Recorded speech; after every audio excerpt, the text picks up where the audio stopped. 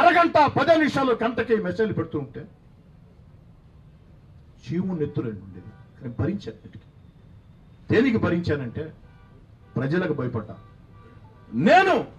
నన్ను రెచ్చగొట్టాలని చూస్తున్నారు, నేను వీళ్ళ ఉచ్చులో పడి రెచ్చిపోతే నన్ను భయంకరంగా చిత్రించాలని చూస్తున్నారు. ఆఖరికి పోలింగ్ నాడు ఎల్లో కలర్ ప్యాడ్స్ ఎత్తుకోకపోతే చించేశారు. అబ్జెక్షన్ చెప్పొచ్చు ఆర్ఓకి.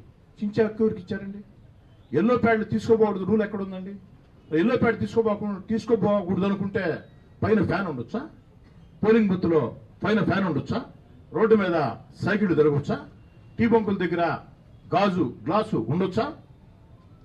ఆ మాత్రం నియమాలు కూడా తెలియకుండా విజయసాయి రెడ్డి, ఆదాల ప్రభాకర్ రెడ్డి వీధి రౌడీల్లా, విజయసాయి రెడ్డి, ఆదాల ప్రభాకర్ రెడ్డి వీధి రౌడీల్లా, చిల్లర రౌడీల్లా ఆడికెళ్ళి ఆ ప్యాడ్లు చించేశారు. అది కూడా ఒక వ్యూహం వాళ్ళు ఉదయం 7 గంటలకే స్టార్ట్ చేశారు. ఇది రెచ్చగొడితే నేను వచ్చి ఎదుర్కొంటా, వెంటనే 9 గంటలకి రోడ్డు మీద కూర్చొని కోటమిరెడ్డి సీతారెడ్డి రౌడీ, కోటమిరెడ్డి సీతారెడ్డి గుండా, కోటమిరెడ్డి సీతారెడ్డి దుర్మార్గుడు అని చెప్పేదానికి. అందుకే అందరికి ఫోన్ చేసి చెప్పి ఎక్కడ ఉచ్చులో పడొద్దు. వాడు కొట్టే దెబ్బ దెబ్బ తినండి, తీసుకుందాం. వాడు కొట్టే దెబ్బను తీసుకుందాం, తిరిగి దానికి ఏ సమాధానం చెప్పాలనో అక్కడ ప్రణాళిక సిద్ధంగా ఉంది, ఎక్కడ కూడా రెచ్చిపోతుంది చెప్పి. కాబట్టి ఆదాల ప్రభాకర్ రెడ్డి ఓ మోసగాడు, ఆదాల ప్రభాకర్ రెడ్డి ఓ నైవంచకుడు, ఆదాల ప్రభాకర్ రెడ్డి పెద్ద మనిషి ముసుగు వేసుకున్న దుర్మార్గుడు. ఈ మాటలు అన్నది నేను కాదు, ఆదాల కుడిభుజం వైఎస్ఆర్ కాంగ్రెస్ పార్టీ రాష్ట్ర కార్యదర్శి వైవి రామరెడ్డి. కోటమిరెడ్డి సీతారెడ్డి మంచి నాయకుడు. కోటమిరెడ్డి సీతారెడ్డి పేద, సామాన్య, మధ్యతరగతి కుటుంబాల సమస్యల్ని తీర్చేదంటూ ముందుంటాడు. ఈ మాట అన్నది నేను కాదు, వైవి రామరెడ్డి, ఆదాల కుడిభుజం.